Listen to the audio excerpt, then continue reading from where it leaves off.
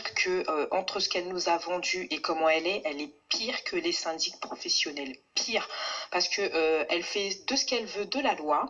Et quand tu lui dis, mais c'est pas possible puisque vous l'avez pas accepté concernant l'ancien syndic quand j'avais des problèmes, elle se défausse. Donc j'ai une complète partie de lettres recommandées. Et du coup, elle a foutu la merde dans notre copropriété.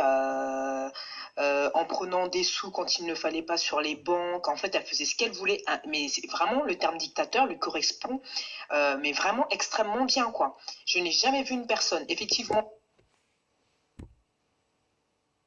même la DIL me l'a dit, qu'elle est défavorablement connue. Je vais vous dire quelque chose.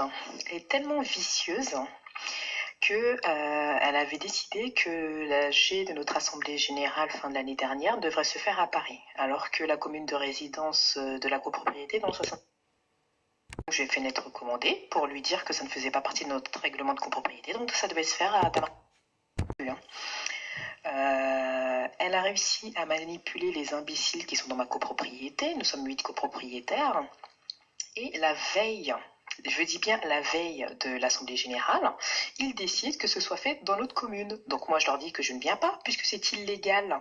Normalement ils auraient dû quand même nous renvoyer par lettre recommandée, bien sûr, la nouvelle Assemblée Générale avec la nouvelle adresse. Tout le monde s'est rendu donc à cette Assemblée Générale, sauf qui, devinez qui n'est pas venu.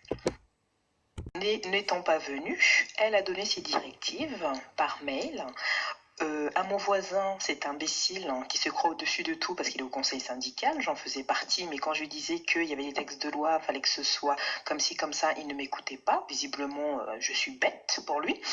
Donc, il a tout écouté. Et vous savez ce qu'il a fait? Il nous a envoyé l'Assemblée Générale par courriel.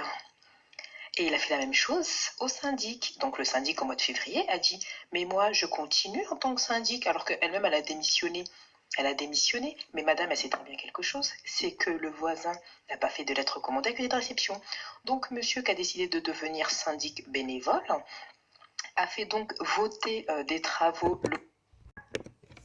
C'est marrant parce que du coup, en réécoutant l'audio, je me rends compte de la manipulation en fait de la personne que nous connaissons précitée, à savoir qu'elle a dit aux gens, les copropriétaires, comment soi-disant fallait faire, enfin surtout le membre du conseil syndical qui pense tout connaître au niveau des lois françaises, qu'elle l'a manipulé comme un pantin.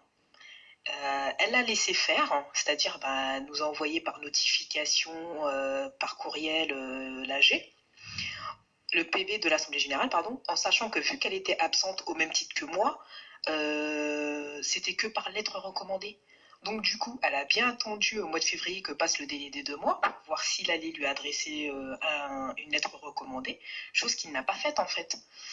Et c'est là que tu vois la perversion des gens qui soi-disant vont t'aider. Et puis après la meuf elle te dit de toute manière ça veut dire que moi je continue encore d'être syndic quoi. Mais du coup je crois que je vais